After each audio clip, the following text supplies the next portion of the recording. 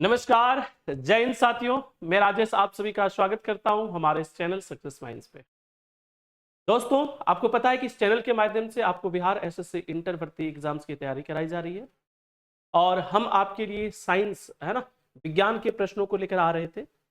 और हमने पिछले कुछ वीडियो में 2022 और 18 का क्वेश्चंस देखा था। आज हम पुनः आपके लिए लाए हैं 2018 से ही कुछ बहुत बेहतरीन क्वेश्चंस को, जो कि 2018 के है ना 8 तारीख को पूछा गया था।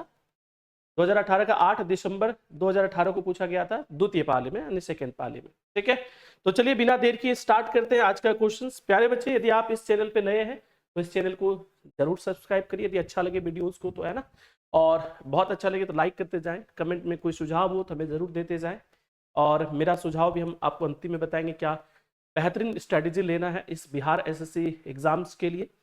तो हमने कुछ प्रयास किया है आपके लिए बेहतरीन करने के लिए। तो चलिए बिना देर के स्टार्ट करते हैं आज का पहला क्वेश्चन।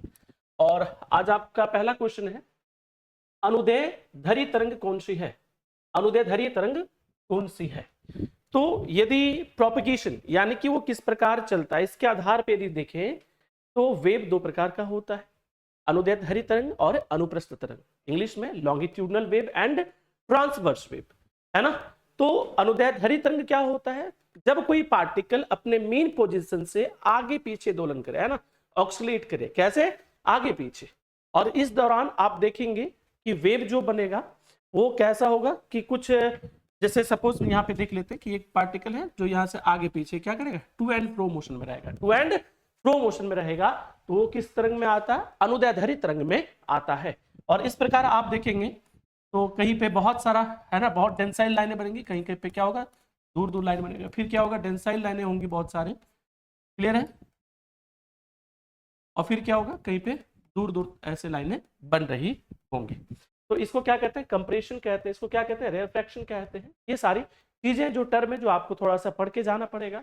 इस पर्टिकुलर क्वेश्चंस में इसका यदि आंसर ढूंढने की कोशिश करें, अनुदैर्ध्य तरंग कौन सी है, तो इसका सही आंसर होगा दोस्तों आपके लिए भूकंप तरंगे। क्या होना है? भूकंप तरंगे। ऊपर में जो तीन ऑप्शंस आपके पास गिवन है, ये ट्रांसवर्स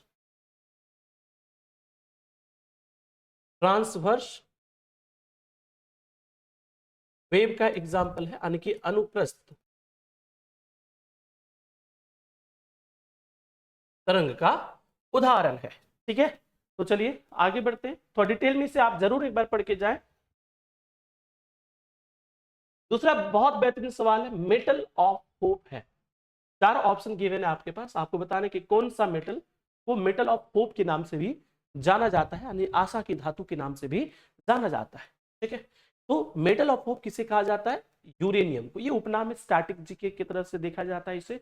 आप इसे डायरेक्टली याद रख लोगे। ठीक है, जैसे एक और के बारे में एग्जाम में पूछा गया है जो है प्लूटोनियम। क्या है?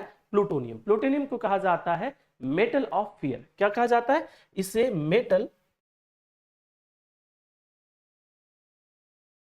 ऑफ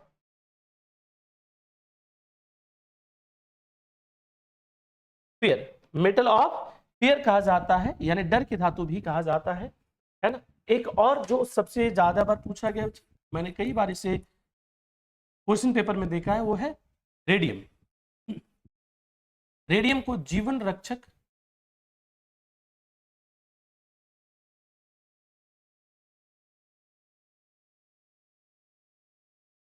धातु कहा जाता है।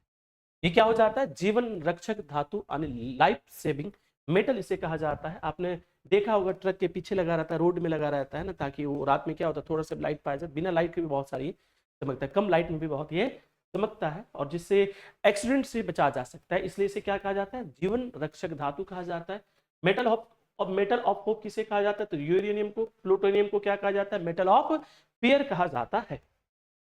आगे बढ़ते हैं, नेक्स्ट क्वेश्चन। क्लोरोफिल में कौन सा तत्व पाया जाता है? ये बायोलॉजी का सवाल हो जाएगा। क्लोरोफिल में कौन सा तत्व पाया जाता है? क्लोरोफिल क्या होता है? ये प्लांट के लिए सबसे इंपॉर्टेंट है ना। प्रकाश संश्लेषण के लिए सबसे महत्वपूर्ण फैक्टर में से एक क्लोरोफिल हो जाता है। तो क्लोरोफिल में जो पाया जाता है, जो तत्व पाया जाता है, वो है मैग्नीशियम, है ना। क्या है? मैग्नीशियम। लगभग ये 2.5 से लेकर 2.6% तक क्लोरोफिल में क्या पाया जाता है? मैग्नीशियम पाया जाता है। ठीक है, क्या पाया जाता है? मैग्नीशियम पाया जाता है। ये पत्ते के हरे रंग के लिए जिम्मेदार होता है क्लोरोप्लास्ट, है ना, उसी में क्लोरोफिल पाया जाता है जो फोटोसिंथेसिस के लिए बहुत ही इंपॉर्टेंट है। क्लियर है बच्चे? चलिए बिना देर के आगे बढ़ते नेक्स्ट क्वेश्चन की ओर। वायु प्रदूषण का सूचक कौन सा है? वायु प्रदूषण का सूचक कौन सा है? वायु प्रदूषण का सूचक लाइकेन को कहते हैं, है ना। किसे कहते हैं हम? लाइकेन को कहते हैं। ये कैसे वर्क करता है? तो जब भी वायु में, है ना, जो हानिकारक गैस है उसकी मात्रा यदि बढ़ जाए, विशेषकर जो सल्फर डाइऑक्साइड है ना, सल्फर डाइऑक्साइड है, इसकी मात्रा यदि वायु में बढ़ जाए, वातावरण में बढ़ जाए, ये क्या करता है? लाइकेन को मार देता है, उसे मारना स्टार्ट कर देता है ना। और जब लाइकेन मर जाता है तो व्हाइट व्हाइट के फूबंद टाइप का बन जाता है, जिससे ये पता चलता है कि एटमॉस्फेयर में जो हानिकारक गैस है या जो अपशिष्ट पदार्थ है उसकी मात्रा क्या हो गई है? बढ़ गई है, यानी वो वायु प्रदूषण हो रहा है। ठीक है, तो इसका सही आंसर होगा क्या? काई, यानी कि लाइकेन। आगे बढ़ते हैं। बादल के कण आकाश से पृथ्वी पर धीरे धीरे आते हैं। बादल का जो कण है ना, यानी कि जो वाटर ड्रॉपलेट्स है वो आकाश में क्या होता है? नीचे धीरे धीरे आता है। क्यों आता है धीरे धीरे? इसके पीछे का मुख्य कारण है श्यानता, जिसे इंग्लिश में हम कहते हैं विस्कोसिटी। ठीक है, होता क्या है कि बादल का जो कण होता है तो बहुत छोटे छोटे होते हैं ना। आप देखेंगे तो वो क्या करता है? एयर में फ्लोट कर रहा होता है। एयर में क्या करता है? फ्लोट कर रहा होता है, यानी तैर रहा होता है। अब तैरेगा, इसका मतलब क्या है? कोई वस्तु कब किसी पे तैर सकता है? जब उसकी डेंसिटी, है ना, तैरने वाला जिस पे वो तैर रहा है उससे कम हो, यानी कि वहां पे हवा की डेंसिटी से कम डेंसिटी हो जाता है। किसका? बादल के कण का, यानी वो बहुत दूर दूर रहते हैं, छोटे छोटे होते हैं और उसकी डेंसिटी बहुत कम होने के कारण वो फ्लोटिंग मोड में रहते हैं। कहाँ पे? एयर में। जब वो बहुत एक जगह पे बहुत अधिक जमा हो जाता है बादल, तो क्या होता है? भारी होने लगता है और धीरे धीरे वर्षा के रूप में वो पृथ्वी पे आने लगती है।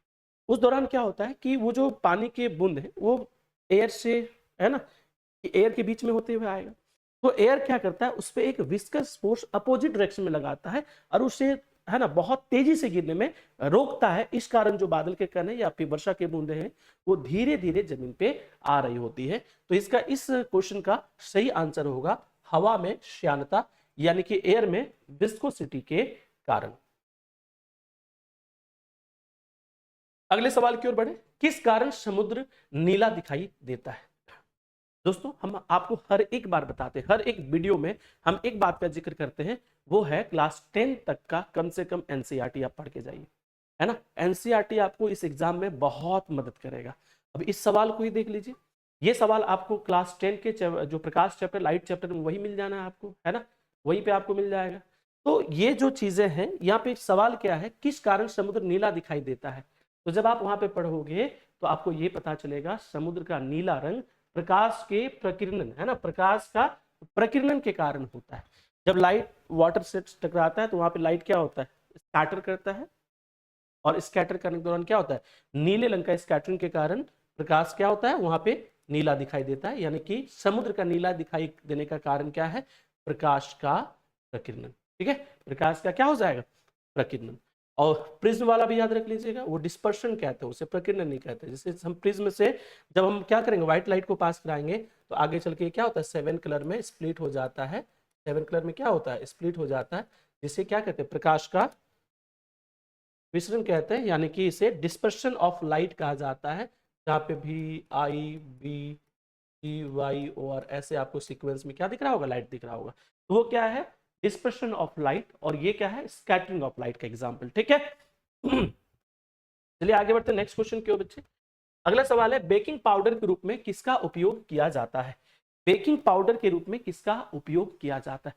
बहुत बेहतरीन सवाल, ये भी आपको क्लास 10 के केमिस्ट्री में ही मिल जाएगा, है ना। तो बेकिंग पाउडर यानी कि NaHCO क्या 3 calcium by carbonate, calcium by carbonate. तो इसका सही आंसर क्या हो जाएगा? Calcium by carbonate. क्या हो जाना है? Calcium by carbonate. इसका प्रिपरेशन, बहुत सारे सॉल्ट का प्रिपरेशन आपको क्लास 10 के एनसीईआरटी में देखने को मिल जाएगा बच्चे, कृपया करके जरूर पढ़ ले। जैसे इसी का प्रिपरेशन की बात किया जाए तो आप क्या करते हो? NaCl में क्या मिलाते हो? H2 और फिर क्या होता है? NH3, है ना। यानी कि NaCl में क्या मिलाते हो? H2O, NH3 नहीं, हम इसे CO2 करेंगे ना, हमें लाना है क्या? CO3, CO2। तो फिर यहाँ पे इसके दौरान, है ना, क्या प्रिपरेशन हो रहा होगा? इसके दौरान CO2 के साथ आपको अमोनिया भी चाहिए, तभी जाके क्या होगा? बन पाएगा। फिर NH3 यदि मिलाते हैं, इतने सारे चीज़ों को इकट्ठे मिलाते हैं, रिएक्टेंट के रूप में लेते हैं, तो हमें मिलता है NH4Cl, और फिर क्या मिलता है? मैं नीचे लिख दे रहा हूं। और फिर हमें क्या मिलता है, सोडियम बाई कार्बोनेट या सोडियम हाइड्रोजन कार्बोनेट, ये हमें मिल रहा होता है। इसका प्रिपरेशन बहुत इंपॉर्टेंट है ना, कई बार एग्जाम में पूछा गया है। हम तो कहेंगे क्लास 10 का जो एनसीईआरटी है उसे घोल के पी जाइए कम से कम, है ना, बहुत मदद मिलेगा आपको, बहुत कुछ सीखने को मिलेगा वहां से। चलिए, ऐसा नहीं कि खास सारे वहीं से दिए गए हैं, बहुत सारे यही सवाल आपको उधर नहीं मिलना है फिर आपको, ठीक है, एक्स्ट्रा भी पढ़नी होंगी। चलिए, पेप्टिक अल्सर के लिए कौन जिम्मेदार है? पेप्टिक अल्सर क्या होता है, पेट में, है ना, पेट में अल्सर, यानी जो एलिमेंट्री कैनाल होता है, यानी आहार नाल होता है, उसके कहीं पे भी यदि कोई किसी भी प्रकार का घाव बन जाता है तो उसे हम कहते हैं पेप्टिक अल्सर कहते हैं। क्या कहते हैं? Peptic ulcer. इसके लिए एक बैक्टीरिया जिम्मेवार होता है, उस बैक्टीरिया का नाम है हेलिकोबैक्टर पाइलोरी। क्या है? हेलिकोबैक्टर पाइलोरी, बहुत इंपॉर्टेंट। नीचे जो 3 ऑप्शन है ये भी बहुत इंपॉर्टेंट है। एंटी अमीबा हिस्टोलिटिका से क्या होता है? इससे होता है पेचिस होता है ना, डिसेंट्री जिसे कहते हैं, दस्त आना, उल्टी होना, तेज बुखार, इसका सिम्टम्स हो जाता है। प्लाज्मोडियम में सबको याद होना चाहिए क्या होता है, मलेरिया होता है ना, इससे कौन सा डिजीज होता है, मलेरिया होता है। और ट्रैपिनोसोमा ब्रूसी से होता है बच्चे, दोस्त आपको ये पता होना चाहिए, स्लीपिंग सिकनेस यानी कि निद्रा रोग। क्या होता है? निद्रा रोग।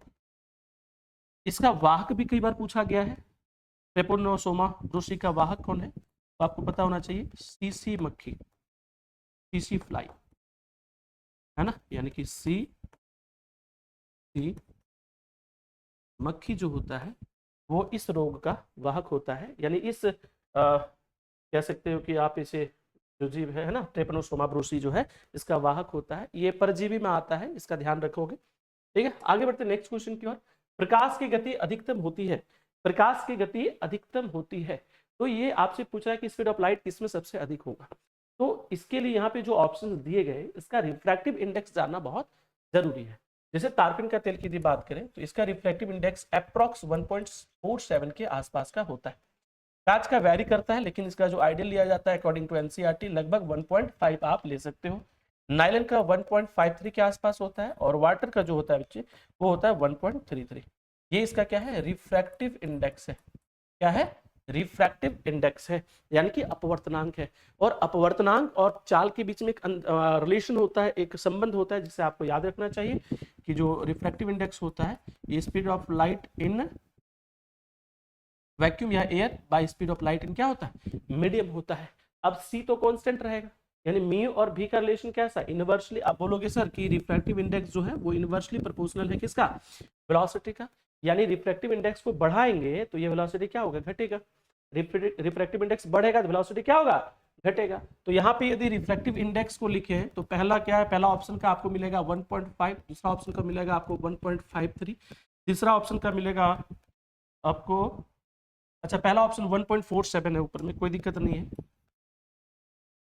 पहला ऑप्शन का क्या है? 1.47 है, ये रिफ्रैक्टिव इंडेक्स है। और लास्ट ऑप्शन का आपको क्या मिलेगा? Refractive index 1.33।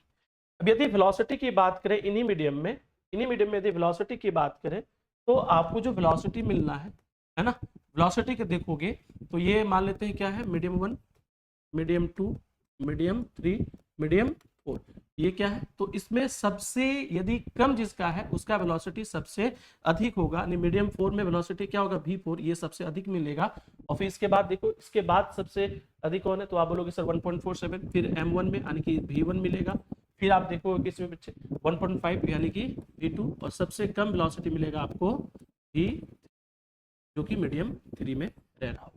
इतना डिस्कस करने की जरूरत ही नहीं, बस मैं आपको समझा रहा हूँ, ठीक है। आप यहीं से देख के बता दो कि सबसे कम वैल्यू किसका है। बोलोगे सर व्हाट है? तो इसका यदि सबसे कम वैल्यू है तो इसमें स्पीड क्या होगा? सबसे अधिक होगा। तो इसका सही आंसर होगा जल में, यानी कि जल में जो इन ऑप्शंस के आधार पे जल में प्रकाश की गति सबसे अधिक होनी है। चलिए नेक्स्ट क्वेश्चन की ओर बढ़ते। विद्युत अलार्म में मुख्यतः कौन सा सेल का प्रयोग किया जाता है?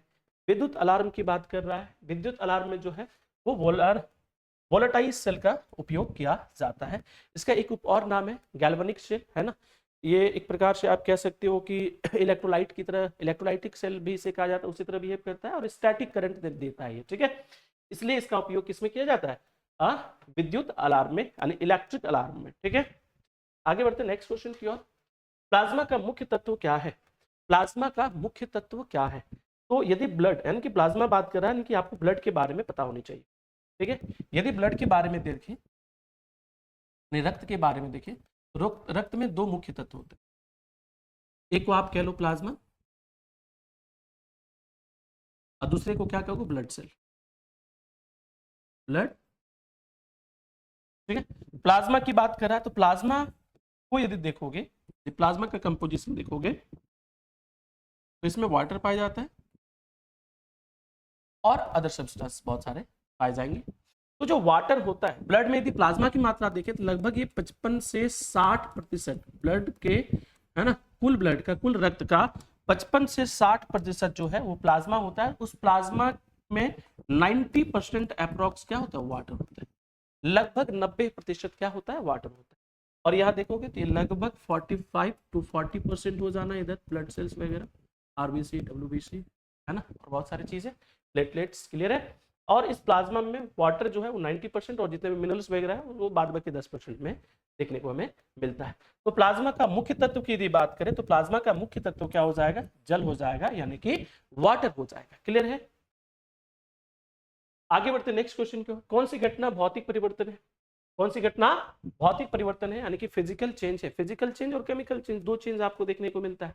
केमिकल चेंज में क्या होता है, जो पहले का होगा, जो भी वस्तु ले रहे हो, जो भी सब्सटेंस लोगे, जो भी तत्व लोगे, और बाद में जो देखोगे वो क्या होता है, उनमें अलग होता है, बहुत सारी चीजें अलग देखने को मिलेंगी, जिसे हम रिवर्स नहीं भी कर सकते। इससे भी हम क्या कहते हैं, केमिकल चेंज कहते हैं।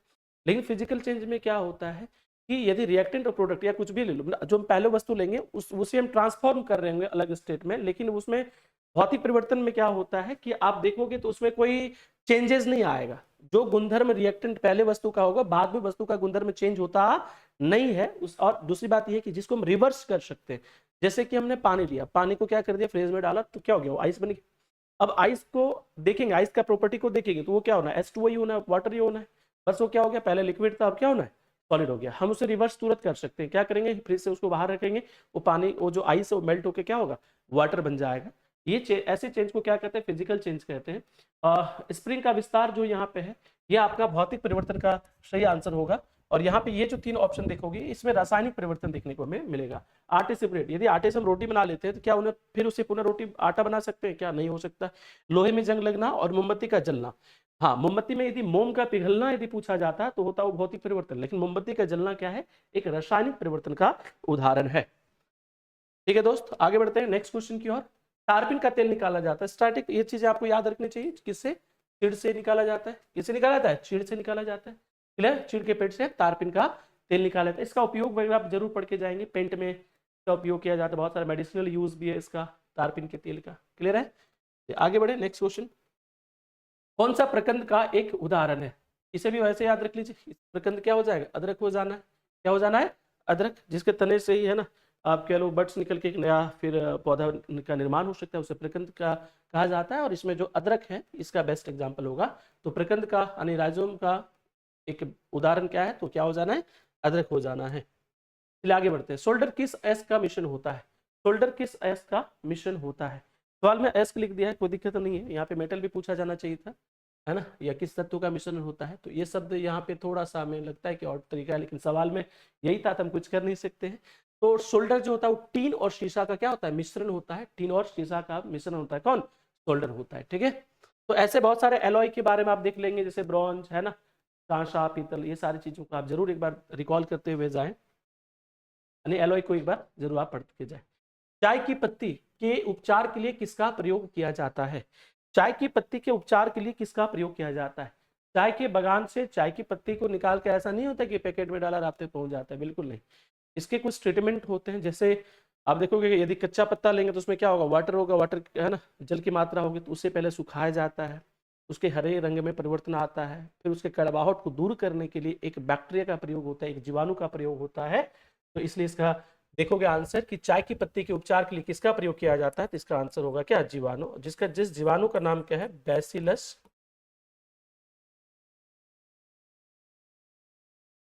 मेगाथेरियम। इस जीवाणु का उपयोग होता है चाय के पत्ती के उपचार में। ठीक है दोस्त, आगे बढ़ते हैं नेक्स्ट क्वेश्चन की ओर। उम्मीद करते हैं आपको अच्छा लग रहा होगा। और संपूर्ण मानव शरीर में कितनी हड्डियां होती हैं? ये देखिए बहुत ही आसान सवाल आपके लिए मिल गया ना। संपूर्ण मानव शरीर में कितनी हड्डियां होती हैं? तो इसका सही आंसर क्या होगा? 206। मानव शरीर में कुल कितनी हड्डियां होती हैं? 200। क्लियर है? हाँ, कहाँ पे कितना हड्डियां होता है ये जरूर आप थोड़ा सा ढंग से याद करके जाए कि एक्सियल बोन क्या है, एपेंडिकुलर बोन क्या है ना? और चेहरे में कितनी हड्डियां होती है, मस्तिष्क खोपड़ी में कितनी हड्डियां होती है, यहाँ पे देखोगे जो रिब केज है इसमें कितनी हड्डियां होती है, हाथों में कितनी हड्डियां होती है, हाथों की हड्डियों का अलग अलग नाम होता है। इससे आप एक बार थोड़ा सा ध्यान लगा के जरूर जाए। हम कोशिश करेंगे कुछ बायोलॉजी वाले टर्म में स्केलेटन सिस्टम और थोड़े कुछ कुछ सिस्टम के शॉर्ट छोटे छोटे वीडियो के माध्यम से आपको कुछ बताया जाए। ठीक है, उम्मीद करते हैं एग्जाम से पहले हम वो भी आपके लिए लेके आए। चलिए नेक्स्ट क्वेश्चन बढ़ते हैं। जिस प्रकार मत्स्य विज्ञान मछलियों के अध्ययन से संबंधित है उसी प्रकार जरा विज्ञान किससे संबंधित है? तो मत्स्य विज्ञान जो होता है वो मछलियों से संबंधित है। पूछ रहा है कि जरा विज्ञान जो है, यह विज्ञान जरा विज्ञान किससे संबंधित है? तो याद रखिएगा उम्र वृद्धि के अध्ययन को क्या कहा जाता है? जरा विज्ञान कहा जाता है। यहाँ पे देखोगे रक्त का अध्ययन तो ये तो पता होना चाहिए, हेमाटोलॉजी। पेट का अध्ययन गैस्ट्रोएंटरोलॉजी और आनुवांशिकता को क्या कहते हैं? जेनेटिक्स कहा जाता है। तो इन ऑप्शंस को भी थोड़ा सा ध्यान में रखें। जो बेहतरीन ऑप्शन होगा वो तो हम आपको खुद ही यहाँ से बताते हुए चलेंगे, है ना? तो यहाँ पे ये तीनों जो ऑप्शन है बहुत इंपॉर्टेंट है आपके लिए। आनुवांशिकता का अध्ययन जेनेटिक्स, पेट का अध्ययन गैस्ट्रोएंटरोलॉजी और रक्त का अध्ययन क्या होगा? हेमेटोलॉजी होगा। ठीक है, लेकिन इस क्वेश्चन का सही आंसर क्या होगा? ऑप्शन नंबर डी, उम्र वृद्धि का अध्ययन को क्या कहते हैं? जरा विज्ञान कहते हैं। आगे बढ़े, वातावरण में कार्बन डाइऑक्साइड का प्रतिशत कितना है? वातावरण में कार्बन डाइऑक्साइड का प्रतिशत कितना है? हमने आपको पूरा डेटा यहाँ पे देख रख दिया। अब आपको जिसके बारे में पूछे देख लेना है, लेकिन मेनली छोटे छोटे गैस के बारे में पूछा जाता है। तो यहाँ पे जो कार्बन डाइऑक्साइड के बारे में यदि देखोगे तो ये कार्बन डाइऑक्साइड है और यहाँ देखोगे 0.038%, 0.038% जो है वो क्या है? कार्बन डाइऑक्साइड है। यहाँ पे यदि ऑप्शंस की बात करें तो हमारा क्या होगा? Option number D. पता नहीं कैसे राउंड ऑफ करके लेता है। हाँ, इसका जो वैल्यू है वो अलग अलग देखने को मिलता है, लेकिन कोई दिक्कत नहीं है। इसका सही आंसर देखोगे तो यही यहाँ पे मिल रहा है 0.03%, है ना? 0.038 है, यहाँ पे क्या है? 0.03%। नाइट्रोजन की बात पूछ रहा आपसे तो लगभग 78%, ऑक्सीजन लगभग 21% है ना? ये भी आप ध्यान में रखते हुए जाए। आगे बढ़ते हैं। दूध एक उदाहरण है, दूध एक उदाहरण है, दूध के बारे में बात कर रहा है तो आपको पता होना चाहिए कि दूध एक क्या है? कोलाइडल सॉल्यूशन है, हाइड्रोजनस सॉल्यूशन है और साथ ही साथ इसे इमल्शन के कैटेगरी में रखा जाता है। यानी कि दूध क्या है? एक पायस है ना? इसका यदि ट्रिकी वे में याद रखना चाहते हो तो आपको पता ही होगा दूध से खीर बनाया जाता है यानी पायस बनाया जाता है। ठीक है, तो दूध क्या हो जाना? एक पायस होना है। क्या है? एक पायस है। ठीक है, आगे बढ़ते हैं। वैसे ऑप्शंस को देखोगे तब तो ऐसे एलिमिनेट हो जाना है। हवा का विलयन बताइए क्या देख रखा है भैया? झाग है ना? झाग तब आएगा जब आर्टिफिशियल दूध बना रहे होंगे, डिटर्जेंट से दूध बना रहे होंगे। गैस का विलयन है? नहीं, बिल्कुल नहीं। इसका सही आंसर क्या होगा? पायस है। क्या होना है? पायस है। एक पतली सुई जल में तैर सकती, एक पतली सुई जल में तैर सकती। बहुत बेहतरीन सवाल। ठीक है, जो पतली सुई होती है आप उसे यदि स्मूथली यदि वाटर के सरफेस पे रखोगे बहुत जेंटली तो क्या होगा कि वो फ्लोट करेगा वाटर पे due to surface tension. Due to surface tension. आपको पता है कि जो लिक्विड का एक प्रॉपर्टी है सरफेस टेंशन, जो लिक्विड का फ्री सरफेस होता है वो एक स्ट्रेच मेम्ब्रेन की तरह लगता है कि वो इसे खींच के रखा है ना, सेंटर की मिड में, है ना? ऐसा बनाते हो कि सपोज ऐसे ले लेते कि कोई वेसल से इसमें हमने पानी डाल के रखा है भैया, तो यहाँ पे क्रॉस सेक्शन में यदि देखोगे तो आपको ये पता चलेगा कि भैया यहाँ पे एक इमेजरी लाइन ड्रॉ करोगे तो लगेगा कि यहाँ पे सारे जो मॉलिक्यूल्स है वाटर के वो एक पॉइंट की ओर क्या है? स्ट्रेच्ड है, यानी कोई उसे खींच के रखा है, ऐसा ये अपीयर होता है यदि देखोगे वाटर का माइक्रोस्कोपिक लेवल पे इसे यदि आप देखोगे तो। और इसी प्रॉपर्टी को क्या कहा जाता है? पृष्ठ तनाव यानी कि सरफेस टेंशन। और उसी सरफेस टेंशन के कारण क्या होता है? सुई जो है वो जल में तैर सकती है। तो इसका सही आंसर होगा पृष्ठ तनाव के कारण। पृष्ठ तनाव को इंग्लिश में क्या कहते हैं? सरफेस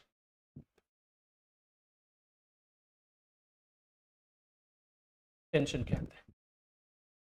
तो सरफेस टेंशन के कारण ही क्या होता है? एक जो निडल होता है वाटर में फ्लोट कर सकता है, पानी में तैर सकता है। चलिए आगे बढ़े। मोटर कार की हेडलाइट में प्रयोग होता है, मोटर कार की हेडलाइट में प्रयोग होता है। यदि मोटर कार को देखोगे, बाइक देखोगे तो अंदर एक बल्ब रहता है, देखना अंदर क्या होता है? ऐसे धसा हुआ पार्ट है। और धसे हुए भाग में क्या रिफ्लेक्टिंग सरफेस इधर ना है, ये क्या हो जाएगा? अवतल। क्या हो जाएगा? अवतल। अवतल दर्पण हो जाना है।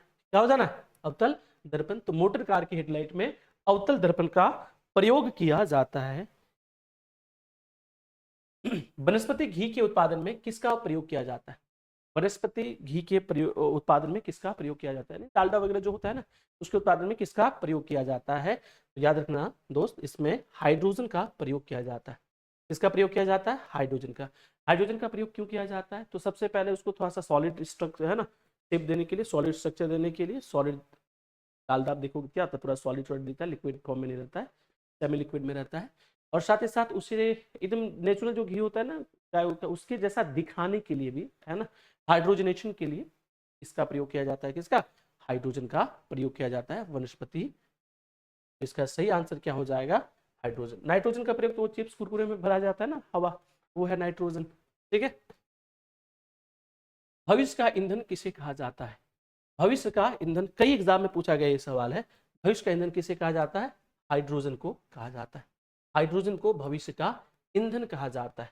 रीजन तो बहुत सारे हैं, जो प्रमुख रीजन है ये है कि ये आपको हमेशा मिल जाएगा, क्योंकि यदि अर्थ पे वाटर है तो वाटर में तो आप जानते हो कि H2 हाइड्रोजन ऐसे मिल जाना है, तो हाइड्रोजन को अलग करके हम प्राप्त कर सकते हैं। कभी खत्म ना होने वाला ऊर्जा, एक तो ये रीजन बेहतरीन है। दूसरा रीजन है कि ये इसका उपयोग में कोई हार्मफुल गैस, कोई हानिकारक जो गैस है वो नहीं बनता। यदि हाइड्रोजन को बर्न भी कराएंगे तो क्या हाइड्रोजन यदि ऑक्साइड भी होगा है ना, यानी ऑक्सीजन के साथ रिएक्ट भी करेगा तो क्या बनाएगा? ये क्या बनाएगा? वाटर। क्या बनाएगा? वाटर, यानी H2O। किसी चीज को बर्न कराने के लिए आपको पता है कि ऑक्सीजन की जरूरत पड़ती है, और जब भी हाइड्रोजन ऑक्सीजन के साथ कंबाइंड होगा क्या बनाएगा? वाटर तो बनाएगा ही। यानी कि ये हाइड्रोजन को का यदि यूज करते हैं हम, तो इसमें किसी भी प्रकार का हानिकारक गैस फॉर्म नहीं होता है। साथ ही साथ एक इजीली अवेलेबल है अर्थ पे, इसलिए जो है हाइड्रोजन को क्या कहा जाता है? भविष्य का ईंधन कहा जाता है। चलिए आज के अंतिम सवाल की ओर बढ़ते हैं। मानव शरीर में गुणसूत्रों की संख्या कितने जोड़े में पाई जाती है? हाँ देखिए, आंसर किस में पूछा रहा है आपसे? जोड़े में। कितने जोड़े में पाए जाते हैं, ये पूछ रहा है आपसे सवाल, है ना। गुणसूत्र कितने जोड़े में पाए जाते हैं? तो दोस्त आपको पता है कि मानव शरीर में 23 जोड़े गुणसूत्र होते हैं, जिसमें 23 जोड़े, है ना, 23 क्या है ये? 23 जोड़े गुणसूत्र पाए, ठीक है। 23 जोड़े गुणसूत्र पाए जाते हैं, जिसमें जो 22 जोड़ा होता है ना, तो ऑटोसोम्स कहते हैं।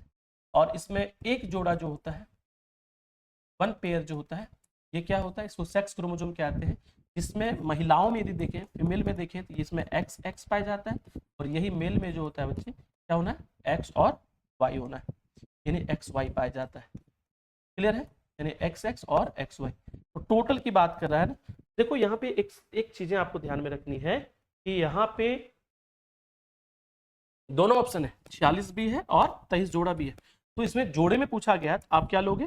23। यदि संख्या यदि पूछा जाता तो आप क्या लेते? 46 लेते। इसका 46 सही आंसर होता। क्लियर है दोस्त? तो चलिए अगले वीडियो में फिर हम आपके लिए 2018 के कुछ बेहतरीन सवालों को लेकर आएंगे, जो PYQ है, प्रीवियस ईयर क्वेश्चन।